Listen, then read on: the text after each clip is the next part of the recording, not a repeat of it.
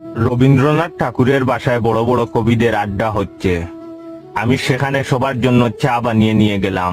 আমার বানানো চা খেয়ে প্রথমে কবিগুরু বললেন, আমারও পরাণে যাহা চায় তার কিছুই নাই, কিছুই নাহি এই চাহে গো।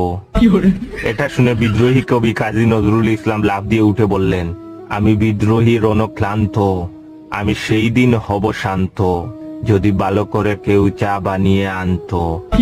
নজরুলের কথা শুনে উদাস মুখে জীবনানন্দ দাশ বললেন, আর আসিব না ফিরে রবি ঠাকুরের নীড়ে, গরম চায়ে মুখ দিয়ে টুট গিয়েছে পুড়ে।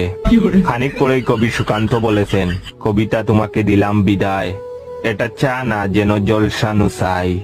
হেলাল হাফিজ তখন গুমড়ে বললেন, নষ্ট পাতির সস্তা চায়ে মুখ হয়েছে তিতা, কষ্ট চেপে নষ্ট চায়ে মুখ দিয়েছে কিটা। রুদ্র মোহাম্মদ শহীদুল্লাহ নরম কণ্ঠে বললেন,